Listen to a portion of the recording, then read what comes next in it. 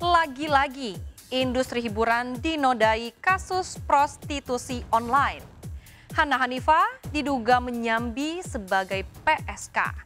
Hana terciduk sedang melayani pria hidung belang di sebuah hotel di Medan. Sempat diamankan bersama dua mucikarinya, Hana akhirnya dibebaskan. Apakah Chris Hatta, sang kekasih, rela menerima Hana apa adanya?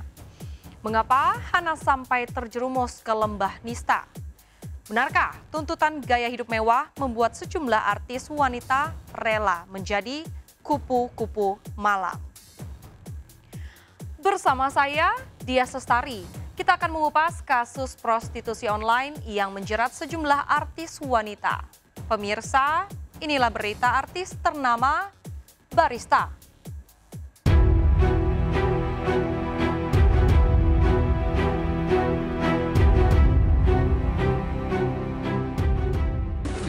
Enggak apa-apa loh. Kan korban kan? Aduh, korban kan? Sejak dipulangkan ke Jakarta oleh Polrestabes Medan, artis FTV Hana Hanifah yang menjadi saksi kasus prostitusi online seolah belum berani menemui awak media.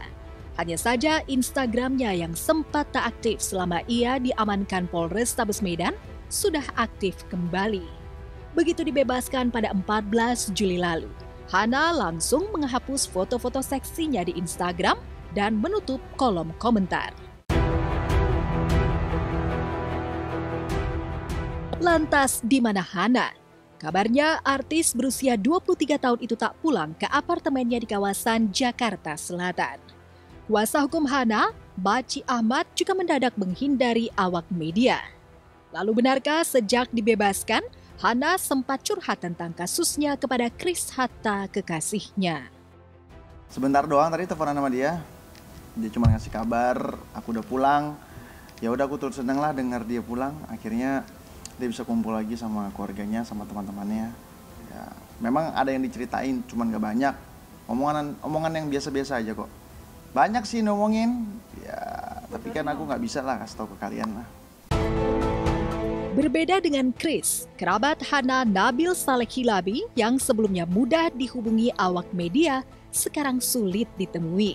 Padahal saat kabar Hana terciduk di sebuah kamar hotel berbintang di Medan bersama pria hidung belang berinisial A, Nabil langsung menggelar konferensi pers terkait kasus prostitusi online yang menjerat sepupunya itu. Saat itu Nabil menyebut Hana bak bocah kecil yang manja dan tak mungkin melakukan perbuatan asusila. Hana itu Masya Allahnya orang. Baik banget dia. Kenapa? Contohnya baiknya, ya baik, dia orangnya baik, ya anaknya lucu banget. Kalau lucu tuh lucu banget. Memang selalu apalagi kalau misalkan sebelah manja, apalagi sama saudaranya ya, sama saya gitu manja. Ya dia kan ada sakit mah juga ya kan. Kalau telat makan dia mahnya kambuh. Tuh saya ambil makanannya dia, saya yang suapin dia. Saya bilang sini kamu, habisin makanan kamu. Kalau enggak kamu bakal sakit terus. Manja, anaknya manja. Saca humornya itu benar ada banget ya. Dan semua keluarganya Hana, dari keluarga bapaknya sampai keluarga ibunya itu sangat senang sama Hana. Karena anak orangnya tuh humoris. Gitu loh. Begitupun teman-temannya, bukan hanya keluarganya aja, teman-temannya juga senang sama Hana. Enggak, dia alhamdulillah baik kok, rezekinya baik. Kalau pergaulan itu privacy masing-masing talent ya. Ini beda kalau saya biayain hidupnya dia, itu saya pasti seperti orang tua ya, saya batasi kamu kemana apa segala macam. Tapi kan saya cuma bekerja sama dalam hal digital. Jadi tidak ada urusan saya dengan kepribadian dia. Meski baru sebulan memintal benang kasih bersama Hana, Chris seolah menggaransi bahwa pacarnya tak seburuk pemberitaan media dan tudingan netizen. Sayangnya ketika disinggung soal pergaulan sang kekasih di belakangnya, Chris tak tahu apa-apa. Berhubung aku sama dia pacarannya baru 1 bulan. Kenal pribadi dia udah 2 tahun, tapi just kenal. Hana ya? Gue Chris, that's it. Cuman tahu itu doang. Tapi kalau untuk seluk-beluk kehidupan dia, circle pertemanannya kayak gimana, aku belum tahu. Kenal baru 1 bulan, yang aku lihat anak baik, itu aja sih. Dan gak nyangka juga dia ada masalah besar kayak gini. Ini buat yang pengen tahu aslinya seperti apa, kalian lihat di channel YouTube aku ya, nanti aku bakal tayangin malam ini juga. Nah, buat para deterjen ya yang ngomongnya ngaco-ngaco, mending kalian introspeksi diri kalian dulu aja. Oke, jangan sok suci hidup kalian.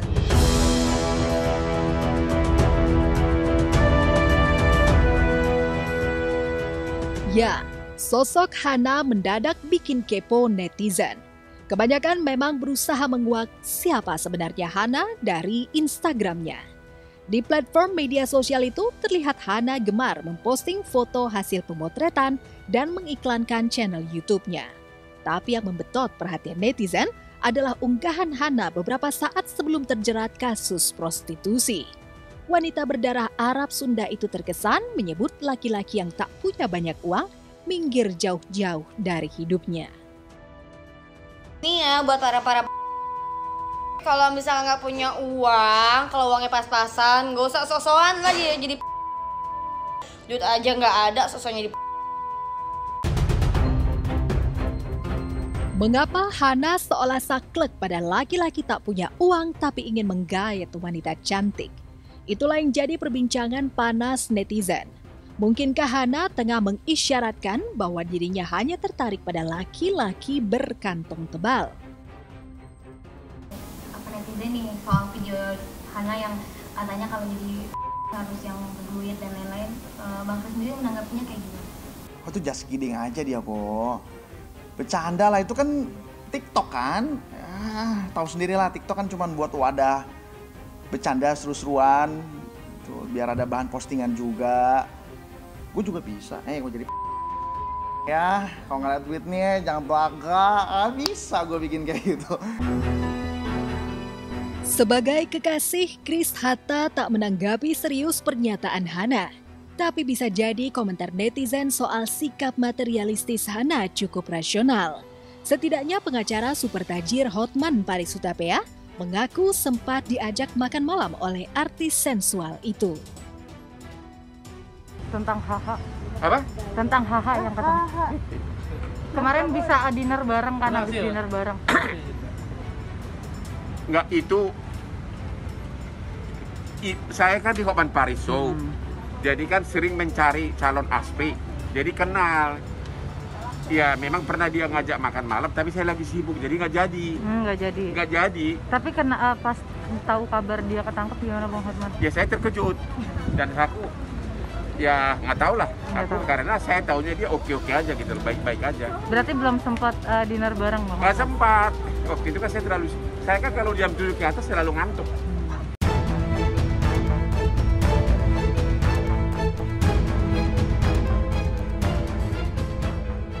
Sebagai kekasih, Kris Hatta tak menanggapi serius pernyataan Hana. Tapi bisa jadi komentar netizen juga cukup rasional. Pasalnya, menurut penyidik di Polres Tabes Medan, Hana sempat mengaku sudah setahun melakoni bisnis prostitusi, tapi baru sekali melayani hidung belang di Medan. Tarif Hana sekali kencan, kabarnya 20 juta ke atas. Polisi juga menemukan bukti transfer pria hidung belang A senilai 20 juta. Dari keterangan saudari A bahwa dia menerima transferan uang sebesar 20 juta ini dari saudara J. Terima kasih kepada Bapak Kapolda Sumatera Utara, Bapak Kapolres Sumatera Medan, dan ini dan Satgas ini yang sudah menjaga saya selama di Kota Medan, dan tim penasihat hukum Maci dan Pak Tuju. Satu saya di sini sebagai hanya saksi. Kaget banget saya, kaget. Dari malam tuh perasaan saya udah gak enak. Kenapa nih anak? Aduh, pokoknya saya di rumah tuh bener-bener ini deh, bingung, saya kalang kabut juga. Ini anak kenapa ya? Perasaan saya nggak enak banget. Pas pagi-pagi saya dapat berita. Padahal hari Sabtu dia sempat menelpon aku kan. Yang sini dong katanya. Kenapa? Aku kangen. Oke baik, aku kabulkan permintaan dia. Hari Sabtu kita masih ketemu, kita masih jalan. Sampai akhirnya aku harus pulang di hari Minggu pagi, jam 9 lah. Nah disitulah aku berpisah sama dia, di jam 9 pagi itu. Di jam 2:30 sore, dia WA saya nanya, udah makan belum yang? Kena masalahnya di hari Minggu, jam 10. Nah itu di jam-jam 10 itu jam-jam krusial buat saya itu. Saya menunggu kabar dia nggak kunjung datang. Dan itulah titik yang dimana jam-jam aku mengalami rasa nggak enaknya itu yang benar-benar kuat banget.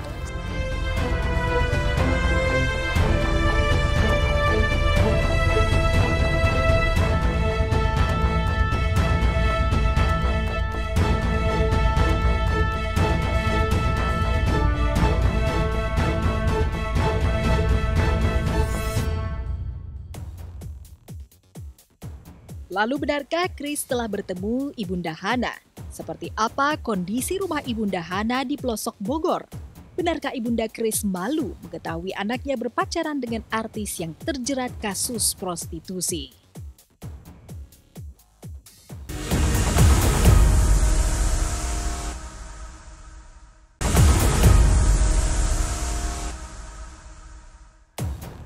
Seperti Vanessa Angel, status Hana Hanifah bisa naik dari saksi menjadi tersangka bila polisi menemukan bukti baru bahwa artis berusia 23 tahun itu ikut menyebarkan konten asusila untuk mempromosikan dirinya.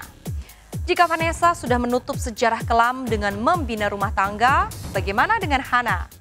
Mbak sudah jatuh tertimpa tangga, Hana juga tersandung kasus dugaan penggunaan surat palsu. Surat apa yang dipalsukan Hana Hanifah?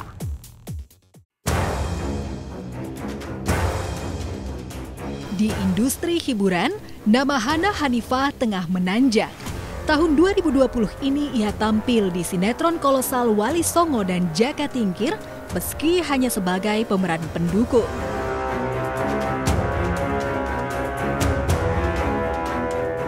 Selain akting dan modeling, Hana juga mengeksplor bakatnya di dunia presenting. Enggak sih, dia udah cukup ya. Mungkin nggak tahu ya, mungkin mau menikah kali ya. Mungkin mau menikah, terus dia memang ada rencana untuk beli rumah. Dia memang ada cita-cita, aku mau beli rumah, aku mau menikah. Kalau memang dapat yang cocok, insya Allah mudah-mudahan saya mau serius, saya mau menikah. Jadi makanya sangat menyayangkan gitu loh. Nggak tahu saya nilainya berapa, jobnya apa, tiba-tiba kok kejadian ini kan mungkin jadi pelajaran mungkin buat si Hananya ya. Tapi bisa jadi penghasilan di dunia hiburan tak cukup untuk menopang gaya hidup Hana. Setidaknya meski terhitung pendatang baru di jagat hiburan, Hana sudah punya apartemen pribadi dan punya hobi koleksi barang-barang branded. Bahkan olahraga yang digeluti oleh Dara bertinggi 160 cm itu adalah olahraga mahal seperti menembak. Ya udah jam 8, nggak tahu dia udah bangun belum. Gila sih masih tidur. Han, bangun. Woi, jadi nembak nggak lu? Han, woi. Hah? Jam 8 gila. Jam 8? Iya. Anjir gue kesiangan dong. Langsung mandi. Gue napas dulu. Langsung mandi. Bentar. Yuk mandi deh. Ikutin terus ya kegiatan gue hari ini. Yuk gue mandi dulu. Bye. Jangan ngintip ya.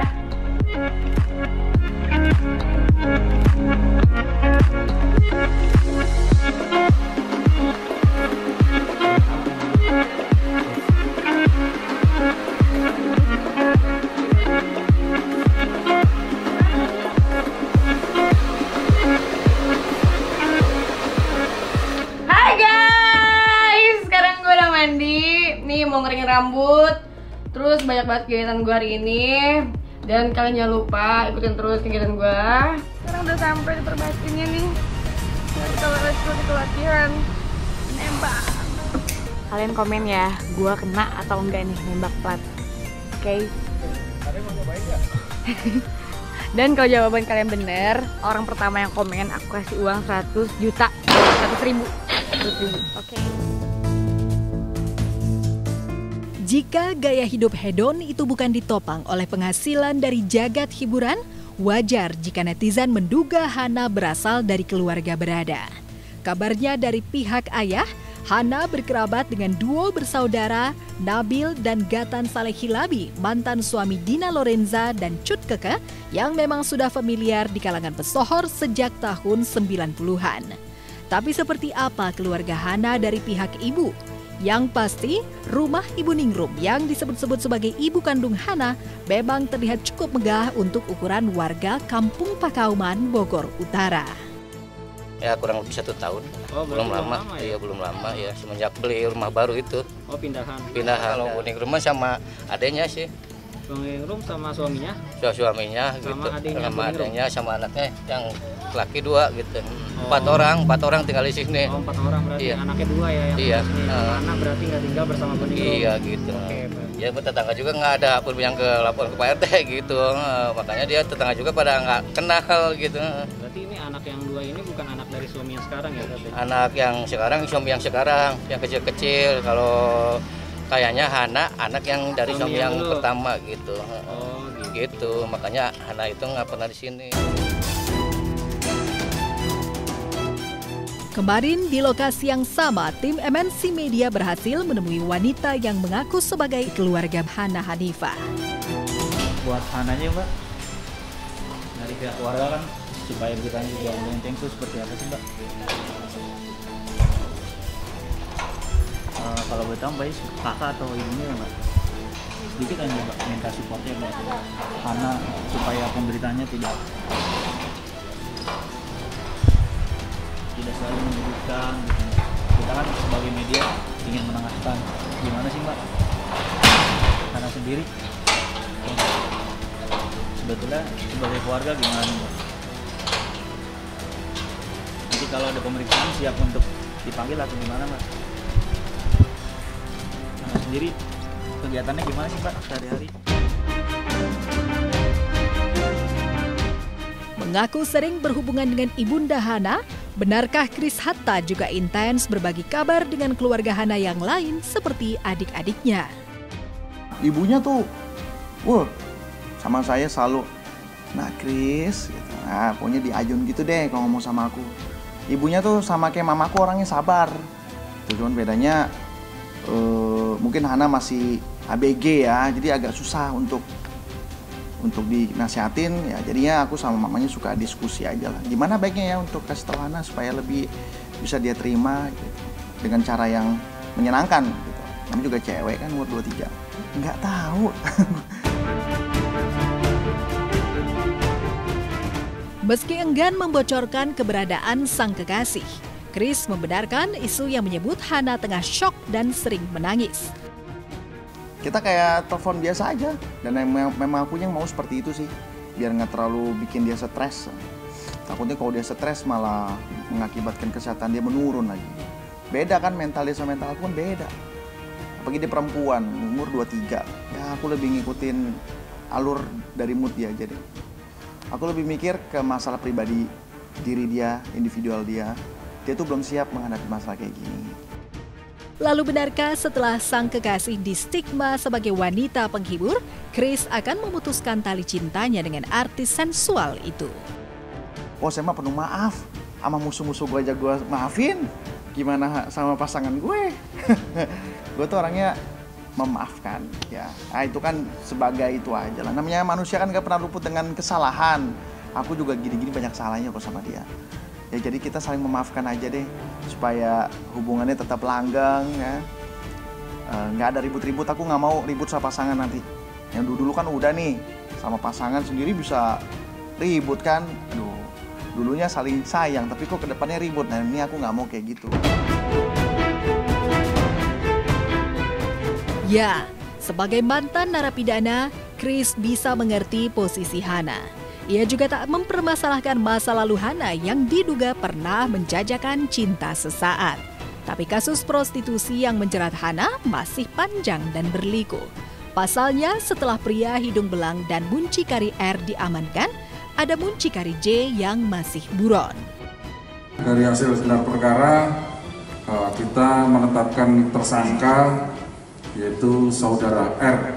Tersangka ini saudara R komunikasi dengan tersangka lain yaitu saudara J. Saudara J dari Jakarta yang kita duga adalah muncikari yang ada di Jakarta. Kemudian untuk saudara J, ada yang sedang kita dalami, kita akan kejar. Meski statusnya masih sebagai saksi, bila penyidik menemukan indikasi Hana aktif menawarkan jasa layanan seksual di platform digital dan media sosial, ia bisa ditetapkan sebagai tersangka dan ditahan, seperti yang terjadi pada Vanessa Angel setahun lalu. Sampai saat ini sementara kita jadikan saksi.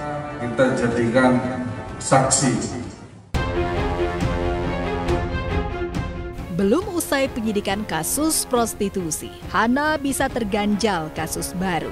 Polrestabes Medan menduga ia menggunakan surat palsu. Terkait surat palsu apa yang digunakan Hana, polisi belum mau merilisnya. Yang pasti netizen menduga Hana memalsukan kartu identitasnya. Dugaan itu santer diperbincangkan ketika Sunan Kalijaga, kuasa hukum keluarga Gatan Saleh sepupunya, terkesan menyebut Hana masih di bawah umur. Lalu benarkah usia Hana sebenarnya bukan 23, tapi di bawah 18 tahun hingga masih dikategorikan di bawah umur? Saya juga tidak sependapat kalau HH ya menjadi tersangka. Kalau memang betul HH masih di bawah umur, artinya ini ada satu jaringan. Saya sangat sepakat kalau HH ya adalah sebagai seorang korban. Mungkin dengan bujuk rayu, dengan iming-iming, atau bahkan bisa saja juga dengan cara yang menjebak ya. Sehingga di situasi seolah-olah Hana ini mau melakukan hal tersebut.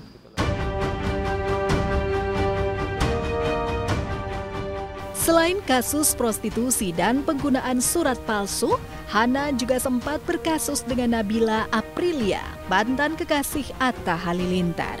Pertengkaran mereka sampai adu fisik di sebuah kafe di Jakarta Selatan pada 12 Juni lalu. Hana mengaku diserang lebih dulu hingga melaporkan selebgram itu ke Polda Metro Jaya. Tak mau kalah, Nabila melaporkan balik Hana ke Polres Jakarta Selatan. Tapi kalau dari Nabila dan Hana sendiri sejauh ini apa sudah ada komunikasi lagi belum sih Bang? Sejauh yang kami tahu belum ya. Belum ada.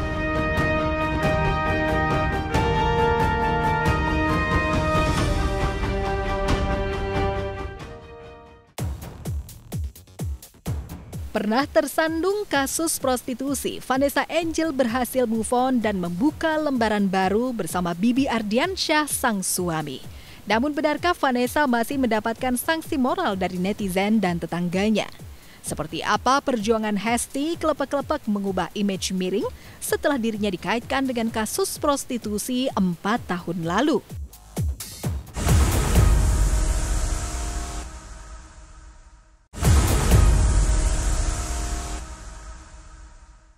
Pemirsa, RCTI mengadakan kegiatan new normal untuk Anda agar bisa rutin berolahraga dan menjaga kesehatan. RCTI Just 1000 Encourage Jakarta Virtual Run. Caranya, download aplikasi 99 Virtual Race di Play Store atau App Store. Buat akun, lalu pilih menu Race dan lakukan pembayaran. Pendaftaran dibuka mulai 19 Juli loh, kuota terbatas ya. Untuk informasi lebih lanjut, cek di Instagram @officialRCTI dan @RCTI-events. Jika Hana Hanifah belum bisa sepenuhnya bebas dari kasus dugaan prostitusi, Vanessa Angel yang sempat terjerumus ke bisnis prostitusi online kini sudah hidup berbahagia bersama anak dan suaminya. Namun benarkah meski sudah membuka lembaran baru, Vanessa seolah masih mendapatkan sanksi moral dari publik dan netizen? Apa yang dilakukan Bibi Ardiansyah ketika istrinya dituding tak kapok bikin ulah? Sebelum menyimak jawabannya, izinkanlah saya, Dias Lestari pamit undur diri dari hadapan Anda. Saksikan terus berita artis ternama Barista setiap hari Sabtu dan juga Minggu hanya di RCTI.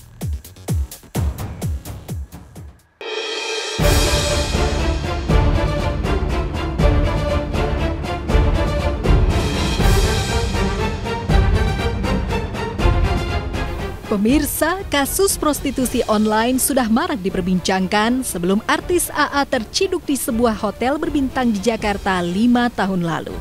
Pasalnya, katalog artis bookingan sudah tersebar luas jauh sebelum AA diciduk. Tak cuma inisial TM yang merujuk pada Tias Mirasih dan sempat menjadi saksi atas kasus prostitusi yang menahbiskan muncikari RA sebagai terdakwa. Artis berinisial CW yang disebut-sebut adalah Catherine Wilson juga masuk dalam katalog artis bookingan. Ya ini apa ya? Ya secara isu bukan barang baru lagi, jadi secara kejadian juga bukan barang baru lagi, secara modus juga bukan barang baru lagi. Jadi ya ini soal siapa yang apes ketangkep aja gitu. Jadi ya bukan hal yang aneh gitu, jadi pasti akan berulang peristiwanya seperti yang udah saya bilang sebelum-sebelumnya gitu, dari kasus Surabaya dulu yang sebelum FA itu kan ada lagi yang besar gitu kan, yang bahkan melibatkan puluhan dan ratusan model-model tanda kutip kan gitu. Terus kemudian muncul kasus FA, kemudian muncul lagi ke Jakarta juga muncul gitu. Nah sekarang kasus Medan, gitu. Nah kejadian akan selalu berulang yang sama gitu. Catatan yang harus digarisbawahi adalah ini selalu kan kaitannya mas artis gitu kan gitu. Nah definisi artis ini yang mana dulu gitu, ini yang harus dipahamin dulu gitu. Karena dari catatan saya itu kebanyakan yang seringkali disebut artis itu sebenarnya wilayahnya adalah secara strata gitu, kelasnya yang kelas C gitu. Jadi yang secara standar popularitas dia bawah sebenarnya, atau menengah bawah lah kalau mau dibilang menengah gitu. Kenapa saya bilang menengah bawah? Karena bisa dilihat dari bandrol yang dipakai gitu. Misalnya kan sebutlah misalnya angka 50 ke bawah kan gitu, 50, 30, 20 gitu, dan 10 itu biasanya stratanya menengah ke bawah.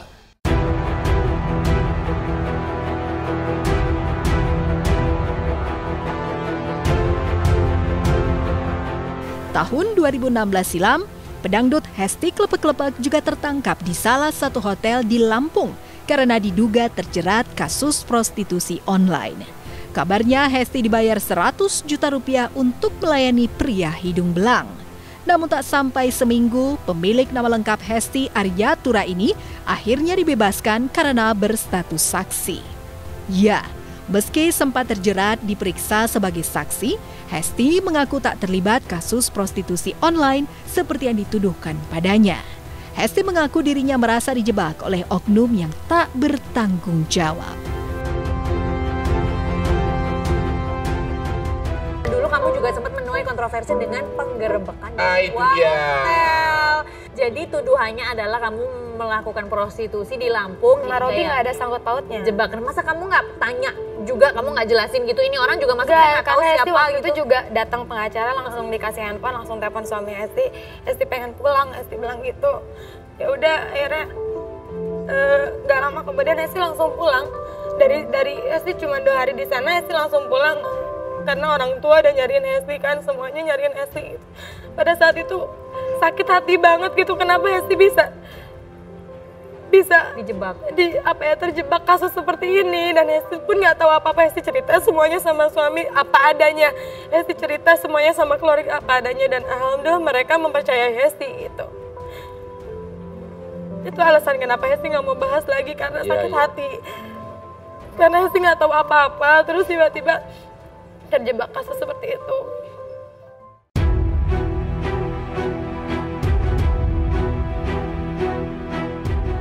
Kalau Hesti nanggepinnya kayak ya udahlah tadi yang lebih baik gitu. Jadi Hesti nggak tetap masalah mau dan bilang popularitas itu. Jadi ya udah ya, jadi Hesti yang sekarang aja. Jadi kayak kalau ada kerjaan ya kerja, kalau nggak ada ya udah jadi ibu rumah tangga aja gitu. Toh Hesti juga kan punya suami gitu, ada yang tanggung jawab. Jadi Hesti nggak terlalu fokus ke dunia itu gitu, ke dunia entertain Hesti nggak terlalu fokus, karena Hesti kan udah punya suami juga, Hesti juga harus ngurusin suami gitu. Kalau ada kerjaan ya jalan, kalau nggak ada ya enggak gitu. Jadi Hesti emang nggak terlalu nanggepin gimana, ya udah sekarang jadi diri Hesti aja gitu.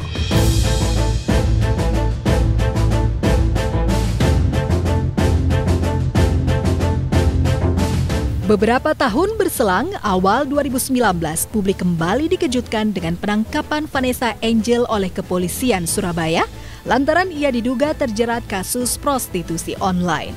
Vanessa ditangkap di salah satu hotel di Surabaya bersama seorang pengusaha. Kabarnya tarif Vanessa mencapai 80 juta sekali kencan. Jika Hana dan Hesti hanya diperiksa sebagai saksi dan kemudian dibebaskan, Vanessa justru harus menelan pil pahit. Pasalnya, ia justru harus mendekam di balik jeruji besi.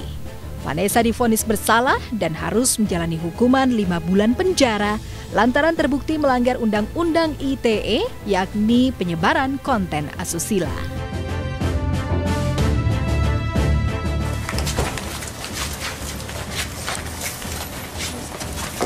Halo.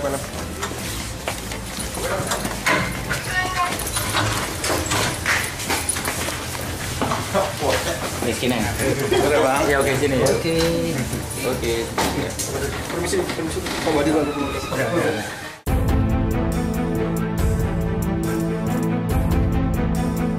Dan pasca bebas dari penjara dan sempat terjerumus kasus prostitusi online, Vanessa seolah ingin menutup masa kelamnya serta membuka lembaran baru.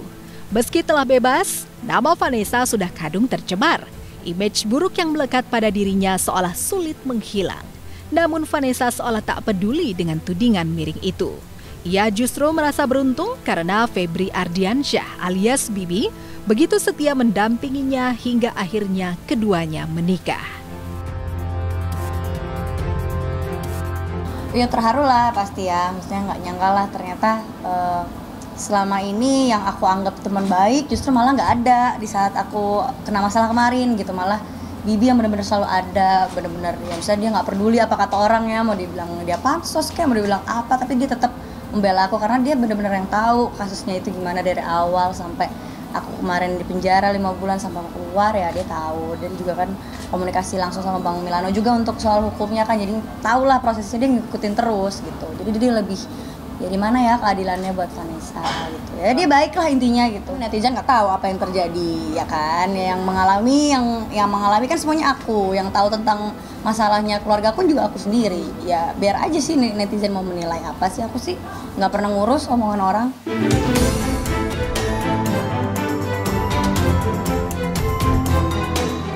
Pasca menikah, Vanessa rupanya tak kapok bikin ulah.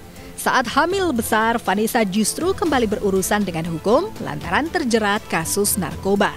Terbukti mengonsumsi narkoba, Vanessa dikenakan tahanan rumah. Ya, beberapa hari lalu Vanessa baru saja melahirkan putra pertamanya, buah cintanya dengan Bibi. Kelahiran putranya seakan menjadi penyemangat baru kehidupan Vanessa. Lantas setelah punya anak, akankah Vanessa tak lagi menuai kontroversi? Pastilah setiap orang yang mengalami kejadian kayak aku ya pasti adalah trauma yang besar ya. Apalagi masalah yang aku hadapin kemarin itu kan nggak kecil gitu, berat gitu ya. Bukan cuma 5 bulan, cuman ya apa ya sanksi sosial yang aku dapat, terus pengalaman hidup yang aku dapat, belum lagi masalah hukum yang berat aku tuh semuanya tuh berat banget loh ya.